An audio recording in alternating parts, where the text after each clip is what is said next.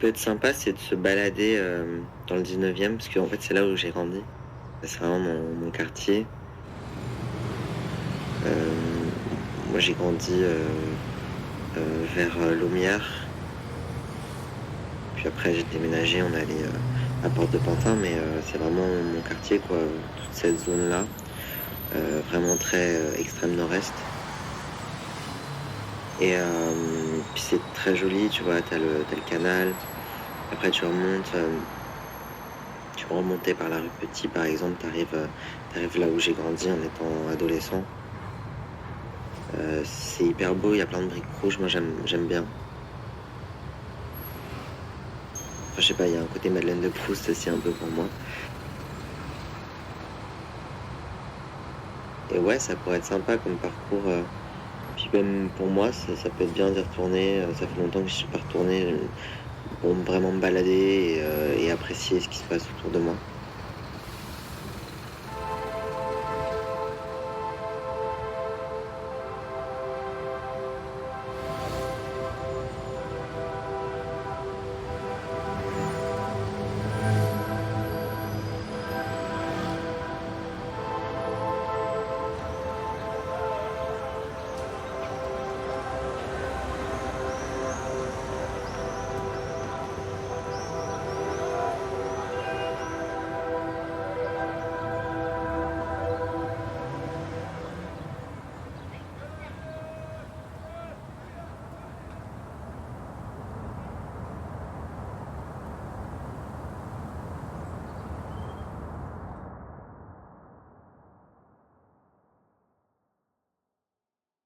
Salut Tadéo, Salut. merci d'être là aujourd'hui, c'est trop bien.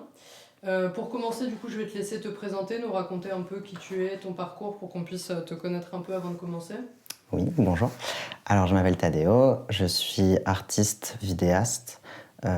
J'ai commencé, on va dire, après mes études dans le cinéma, j'ai commencé avec de la photo surtout. Et puis petit à petit, j'ai eu des projets de films et de séries que j'ai décidé de mener et qui ont pris de plus en plus de temps et d'énergie. Et donc récemment, j'ai arrêté la photo et j'ai décidé de me consacrer qu'à ça. Donc voilà, on va dire que je débute et je suis débutant vidéaste, cinéaste, j'espère. Ok, trop bien. Du coup, pour aujourd'hui, tu as choisi qu'on échange autour de la question est-ce qu'une œuvre artistique peut être militante. Et du coup, pour entrer dans ce débat en ayant un maximum de cartes, pour reprendre tes mots, donc tu voulais qu'on se penche sur la définition de certains termes. Donc la première question que je voulais te poser, c'était pour toi, tout simplement, qu'est-ce que c'est que le militantisme?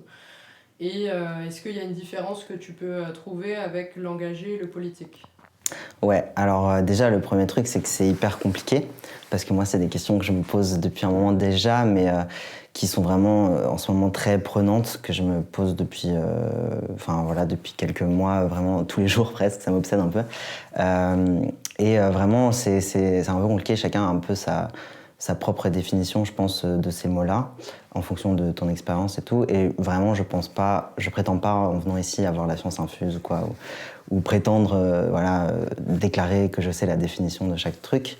Mais en tout cas, je trouve que c'est intéressant de se questionner là-dessus, surtout quand on est artiste soi-même ou qu'on est proche du milieu artistique. Alors, ce que j'ai fait déjà dans un premier temps, c'est que je me suis intéressé aux définitions un peu officielles, c'est-à-dire ce qu'on trouve dans le DICO, quoi. Alors, pour tout ce qui est militantisme, c'est vrai que moi c'est un peu particulier parce que je me suis de base un peu basé aussi sur mon expérience perso. J'ai été brièvement militant chez Act Up Paris. C'était vraiment une courte période de ma vie parce que voilà, j'avais besoin de me recentrer sur d'autres trucs. Mais en tout cas, tel que je l'ai expérimenté, j'ai vraiment l'impression que le militantisme, il y a une idée de regroupement et une idée d'action, dans le sens où c'est des gens qui se regroupent pour s'organiser et réfléchir, pousser des réflexions et prendre des décisions qui vont amener à une action. Voilà. Ce que aussi est important, je pense, toujours de resituer, c'est que le militantisme, c'est quand même un but très clair et que le but premier du militantisme, c'est de faire passer un message. Et que pour faire passer ce message, en tant que militant, c'est vraiment ton but premier, quoi. Donc tu vas passer par tous les moyens possibles et efficaces pour y arriver. Et que donc, voilà, ça passe par plein de choses. Ça passe par donc l'efficacité, être rapide, être bref, concis, aller au but, faire passer ton message directement le plus vite possible. Même chez Act Up Paris, c'est un truc un peu une sorte de mantra. Limite, si tu peux ne pas dire bonjour et direct commencer par tes statistiques et tes revendications, quoi. Donc voilà, en tout cas, il y a ce truc de mouvement d'action, j'ai l'impression qu'on retrouve tout le temps dans le militantisme et qui est un peu vraiment le truc central de ce mouvement. Là où je pense qu'il y a une différence avec le politique et l'engagé, alors j'ai l'impression... Alors, j'ai regardé les définitions sur les définitions du DICO. Le politique, c'est en gros tout ce qui relève du pouvoir. Et la différence qu'ils font avec l'engagement, que je trouve intéressant, enfin, est très vrai, c'est que engagé, en fait, c'est à partir du moment où tu te positionnes, tu as une position quand tu vas t'intéresser ou parler de ce qui relève du pouvoir. Voilà. Donc ça, je trouve que c'est des définitions vraiment un peu basiques, mais en fait qui t'aident vachement dans ta réflexion, quoi. Et du coup, oui, le militantisme est engagé et politique, parce que quand t'es militant, bah, t'es positionné, puisque tu viens défendre une idée, et tu viens défendre un message, et tu veux le faire passer. Et bien sûr que t'es politique, parce que voilà, tu t'intéresses à ce qui relève du pouvoir, et tu te bats pour ou contre. Donc, voilà. Là où ça devient intéressant et où ça m'intéresse, c'est qu'est-ce qu'on en fait quand ça rentre dans l'art et dans nos idées artistiques, nos inspirations. Parce que je vois souvent des gens ou des artistes ou des œuvres d'art qui peuvent se revendiquer militantes, politiques. On parle d'art politique, d'art engagé souvent, ça c'est quand même assez connu. Et en fait, plus ça va, plus ça allait dans mon parcours personnel, mon cheminement de réflexion, plus je me disais que... je voyais une frontière quand même entre un art militant et un art politique. Pour moi, c'est pas la même chose. Et j'en suis arrivé quand même à me dire que pour moi, une œuvre artistique peut pas être une œuvre militante parce que ça n'est plus une œuvre artistique dans ce cas-là. Ça devient vraiment une œuvre militante. C'est pour ça que ça change de mot, en fait. Parce que l'art est vraiment à l'opposé de tout ce que je disais au départ du militantisme, c'est-à-dire d'être concis, d'être rapide pour faire passer un message. Voilà, c'est toujours compliqué parce que l'art, en fait, ça dépend bien sûr déjà de l'artiste et puis du public et de plein de choses. Mais donc, l'art peut vouloir faire passer un message, bien sûr. Mais j'ai l'impression, et en tout cas tel que moi je le vis, j'ai l'impression que c'est aussi beaucoup plus de choses que ça. Beaucoup plus de choses peut-être un peu plus libres, avec moins de règles. Enfin, ouais, voilà. Et t'as l'impression, par rapport à ce que tu disais au début, que par exemple l'art n'a pas pour but et comme manière aussi d'être efficace, là où le militantisme doit l'être absolument? Et j'espère pas. Après, je pense pas que si un artiste a pour but d'être efficace, ça fait pas de lui un artiste. Ça c'est intéressant, faudrait voir une œuvre en particulier qui fait ça. Mais j'espère pas parce que ce que je trouve beau quand même et intéressant dans l'art, c'est que justement l'art, ça prend le temps, l'art ça questionne plein de choses en même temps, et en même temps des fois ça questionne rien, mais le public lui il va se questionner en voyant cette œuvre-là. Enfin, c'est ça que je trouve beau quoi, dans l'art et qui donne envie d'en faire. Donc ouais, j'espère pas que l'art doit se vouloir efficace. Voilà. Je le pense aussi. Mais du coup, la question que j'avais ensuite, c'était est-ce que tu penses que l'art et le militantisme sont forcément deux choses indépendantes, dans le sens où finalement militer c'est quelque chose qui peut prendre plein de formes. Tu peux t'engager dans une asso, tu peux aller en manif, tu peux, je sais pas, écrire un texte, un essai, ça peut prendre plein de formes. Et du coup, il y en a beaucoup qui disent que l'art, ça peut être aussi un de ces moyens, une de ces formes utilisées pour le militantisme. Qu'est-ce que t'en penses, ça ? Je pense que définitivement le militantisme peut être très créatif, ça c'est sûr, qu'il y a plein de ressources pour faire du militantisme, pour être militant. Mais pour moi, il y a une différence entre un militantisme créatif et de l'art, parce que en fait, c'est les enjeux, c'est les buts. Qu'est-ce que tu veux faire avec ça, en fait. L'art, ça peut, comme je dis souvent, pour moi, l'art, c'est aussi soulever des questions. C'est faire se questionner déjà soi-même en tant qu'artiste et sur ce que tu racontes, et aussi espérer faire se questionner les gens qui vont voir ton œuvre. Là où, enfin, ça peut être ça, mais l'art, ça peut être plein de trucs. Ça peut être vouloir déranger, ça peut être juste esthétique, vouloir être beau. Enfin, je veux dire, de base, la peinture, c'est quand même aussi juste un objet décoratif. Donc, c'est quand même un peu l'essence même de juste l'esthétisme, enfin, l'art esthétique, quoi. Là où, enfin, en tout cas, vraiment, il y a plein de buts possibles dans l'art. Et c'est en ça que je dis que j'ai l'impression que c'est très libre. Là où vraiment le militantisme, j'ai pas l'impression qu'il y a 1000 buts, quoi. Le militantisme, c'est t'as envie de faire bouger les choses, parce que souvent t'en as marre que les choses soient comme ça, parce que souvent ces choses-là, elles font du mal, elles t'oppressent, et que du coup, pour ça, ton but, bah, tu sais comment y arriver, et donc tu fonces, quoi, en fait. Et, euh, et oui, pour moi, c'est un peu deux choses distinctes. Et j'ai l'impression qu'à partir du moment, en tant qu'artiste, quand tu milites, en fait, c'est cette notion d'action où tu décides de passer à l'action, d'investir du temps pour moi, ça ne peut pas être la même chose qu'être un artiste, en fait. Je sais pas si c'est clair ce que je dis. Si, très clair. Ok. Donc maintenant, j'avais envie qu'on parle de la série Pause, de prendre cet exemple-là, parce que quand elle est sortie, du coup, elle n'a pas été annoncée comme étant spécialement un objet militant. Et pourtant, parce qu'elle représente des identités qu'on voit jamais, parce qu'elle raconte des parcours qu'on n'entend jamais, on pourrait presque la considérer comme une action militante. Donc la question que je voulais te poser, c'est est-ce que tu penses que le militantisme découle toujours d'une volonté en amont? Et est-ce qu'il n'y aurait pas des œuvres qui, même sans forcément le vouloir, quoi, participent un peu à faire bouger les choses, participent à lutter contre des normes établies, donc qui pourraient être considérées comme peut-être militantes? Oui, je pense que le militantisme découle toujours, je sais plus que t'as dit quoi comme mot, mais d'une décision, quoi. Et pour parler de Pause, en fait, pour moi, c'est pas une série militante, et je pense que c'est pour ça qu'elle n'a pas été, enfin, entre autres choses, mais c'est aussi pour ça qu'elle n'a pas été vendue, on va dire, où il y a eu la promo, enfin, en tout cas, voilà, vendue comme étant militante. Parce que, c'est ce que je disais tout à l'heure, en fait, il y a une différence entre militantisme et politique, et que militantisme, c'est vraiment ce truc d'action, de décision. Là où une œuvre, c'est pas parce qu'elle n'est pas militante qu'elle peut ne pas être politique et engagée. Par exemple, je pense que Pause est une série politique. Et par exemple, je pense que Pause est une série politique, qu'elle le veuille ou non. Elle est aussi engagée, je pense, parce que oui, elle prend position sur des trucs, quoi. Donc oui, elle est engagée et donc de fait, elle est politique.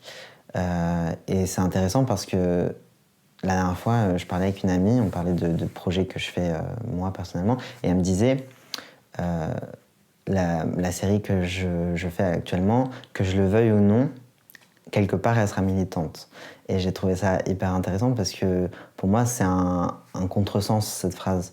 On peut pas, qu'on le veuille ou non, être militant en fait. Qu'on le veuille ou non, on peut être politique, je pense.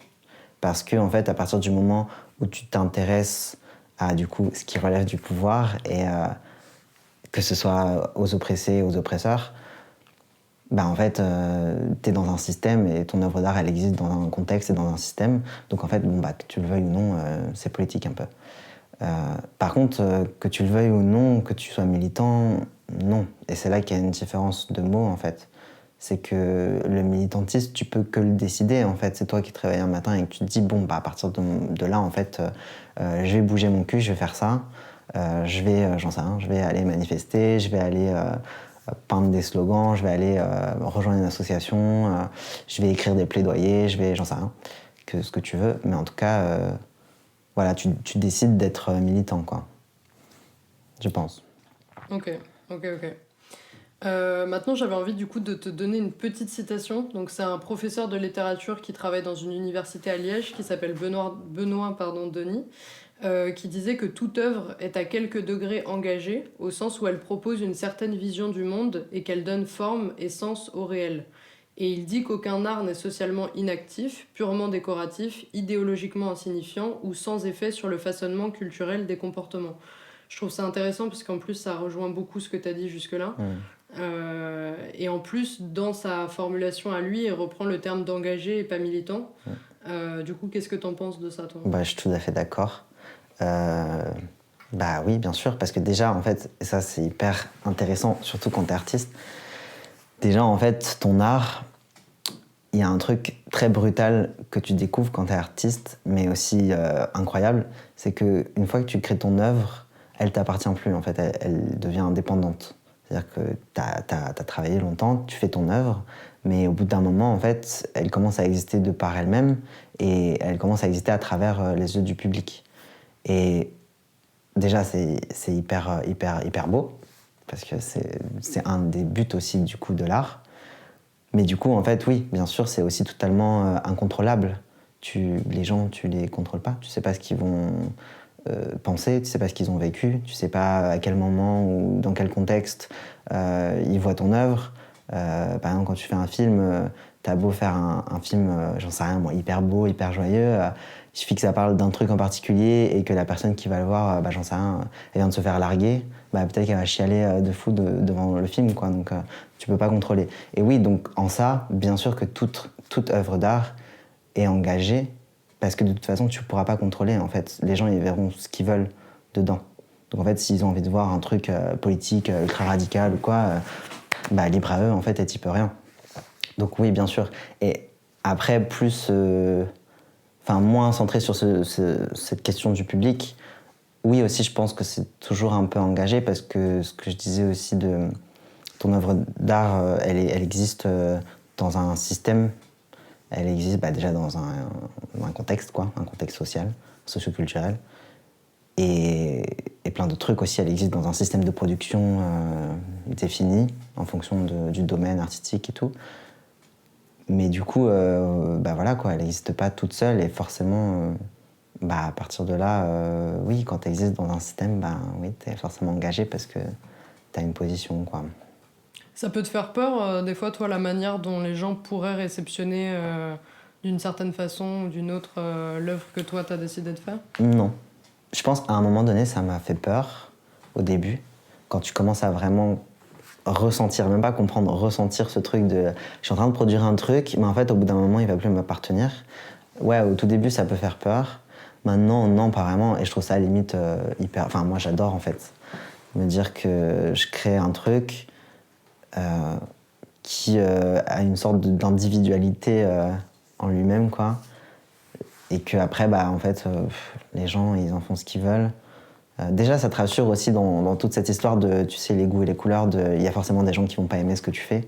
Donc ça te permet aussi de prendre du recul là-dessus et de te dire, bon, après tout, on va me faire des critiques, c'est pas grave, faites. Mais aussi, moi, je trouve ça hyper beau, quoi. Je pense parce que toi, quand t'es spectateur, tu trouves ça génial de pouvoir juste voir une œuvre et avoir ton propre... Enfin, je sais pas, on aime tous se faire sa petite critique quand on a vu une œuvre, tu vois, débattre quand on sort du ciné, quand on sort d'une expo ou d'un truc comme ça. Donc, c'est aussi hyper jouissif. Donc, ouais, je pense que c'est aussi pour ça que j'aime bien me dire que les gens vont vers ça. Ok, trop bien. Du coup, maintenant, on a parlé du militantisme beaucoup dans l'œuvre en elle-même, en tant qu'objet. Est-ce que tu penses qu'il pourrait y avoir aussi un certain militantisme ou une certaine forme d'engagement aussi dans le processus de conception de l'œuvre elle-même? Donc par exemple, les personnes avec qui on choisit de travailler, la démarche qu'on met en place pour créer un projet, tout ça, c'est évidemment pas anodin. Qu'est-ce que tu en penses de ça? Et ça, j'y pense beaucoup. Et je crois pas que j'ai encore la réponse, pour moi, je veux dire, personnellement. Parce que, en fait, je sais pas ça, si c'est militant ou pas. Moi, je sais que je travaille beaucoup comme ça. J'ai toujours un effort à essayer de m'entourer beaucoup de personnes LGBT, par exemple. Et je sais pas si ça, c'est du militantisme. Et je crois que ça soulève la question de l'éthique, en fait. Et de juste avoir une éthique, le suivre. Et de toute façon, en fait, je pense qu'à partir du moment où tu as une éthique, quelque part, t'es engagé. Je sais pas si c'est le bon mot du coup, mais en fait, à partir du moment où tu as une éthique, c'est que avant ton éthique, tu as eu conscience de trucs. C'est que tu as pris conscience de plein d'enjeux. Et qu'à partir du moment où tu as une certaine conscience et que tu as développé ton éthique, bah, c'est compliqué de ne pas être un minimum politique en fait, parce que bon, ou alors c'est que t'es vraiment un gros connard quoi, je veux dire. Si t'as conscience de toute la merde et que tu te dis bon bah non, je vais continuer mon petit truc égoïste, non, je pense pas. Mais qu'est-ce qui fait que pour toi ça peut être militant ou que ça peut être engagé, parce que du coup les termes sont pas vraiment les mêmes, de travailler par exemple avec certaines personnes plutôt que d'autres? Pourquoi est-ce que tu serais susceptible de faire ce choix-là? Alors, pourquoi moi je serais susceptible de faire ce choix-là? Bah, ça rejoint ce truc de conscience, de savoir que ça manque, de savoir que, par exemple, les personnes trans, bah, on galère, quoi. Que ce soit en tant qu'artistes à image, comment dire, ceux qui sont comédiens ou modèles ou quoi, et puis ceux qui sont derrière, donc tous les artistes, on va dire, derrière les caméras, les dessinateurs, bon voilà, etc. Oui, c'est ça, c'est la conscience. Après, qu'est-ce qui me fait me poser la question est-ce que c'est militant ou pas? C'est parce qu'en fait, il y a cette notion d'effort dont j'ai conscience. Où je me dis qu'en fait, c'est quand même un effort que de chercher à être entouré de... Voilà, à mettre en avant les personnes, voilà, comme ça. Que ce soit des personnes LGBT, j'en sais rien, personnes racisées ou quoi, ça dépend. En fait... cette question d'effort, c'est là où il y a un trouble pour moi, où je me dis, s'il y a un effort, est-ce que du coup c'est militant? Et en même temps, quand tu te rappelles la définition de ton militantisme que tu as mis au départ, tu te dis, en même temps, le militantisme, c'est quand même faire passer un message. Est-ce que je fais passer un message ou est-ce que je construis juste une nouvelle éthique et un nouveau système qui pour l'instant est minime, mais qui déjà me tient à cœur?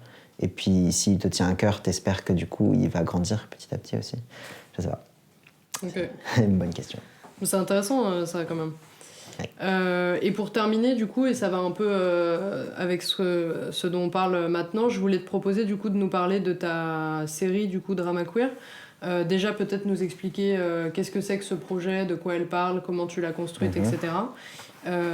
Et aussi, est-ce que cette expérience, elle t'a fait avancer justement dans tes questionnements, tout ce dont tu nous parles depuis tout à l'heure? J'imagine que oui. Ouais, grave. Oui, alors oui, donc Drama Queer, c'est une mini web-série de 10 épisodes. C'est un format court, c'est entre 2 et 5 minutes par épisode. C'est à chaque fois des récits semi-fictionnés, c'est-à-dire que c'est inspiré de trucs réels, quoi. Et à chaque fois, c'est le même concept, c'est deux amis qui se racontent une anecdote et c'est relié à leur identité queer et ou trans, surtout trans souvent, j'avoue. Et donc voilà, ça c'est le concept. Et bien sûr que ça m'a fait me questionner parce que c'est intéressant en fait au tout départ, parce que ça fait maintenant presque 3 ans que je bosse sur Drama Queer, donc au commencement quoi, Drama Queer je le vendais comme un truc militant. Enfin quand je dis je le vendais, c'est-à-dire que je communiquais autour de ça en disant que c'était une série militante, bon voilà. Et en fait, avec le temps, je me suis rendu compte que déjà, c'est pas le bon mot. Et que, oui, non, c'est pas militant. Aussi, à l'époque, c'est vrai que j'étais très, moi, actif dans mon militantisme, moi, perso. Donc, je pense que j'étais dans une sorte de moteur un peu qui faisait que, du coup, voilà, j'étais à fond là-dedans et tout. Maintenant, moins, donc ça m'a permis de sortir ça. Mais avec les tournages, avec les rencontres que j'ai fait avec les gens, le travail que tu fais autour du texte, autour des personnages, autour de ce que tu crées en fait, bah, ça te fait te rendre compte que tu fais pas du militantisme, t'es en train de faire, enfin en tout cas moi j'étais en train de faire une œuvre artistique sur des personnes, des histoires, des individualités, pour rejoindre ce que je disais tout à l'heure, c'est-à-dire que c'est des gens, c'est pas un plaidoyer ou quoi, c'est des moments de vie qui appartiennent à chaque personnage et Et voilà, et c'est juste ça. Et on veut le faire partager aux autres, quoi, aux spectateurs.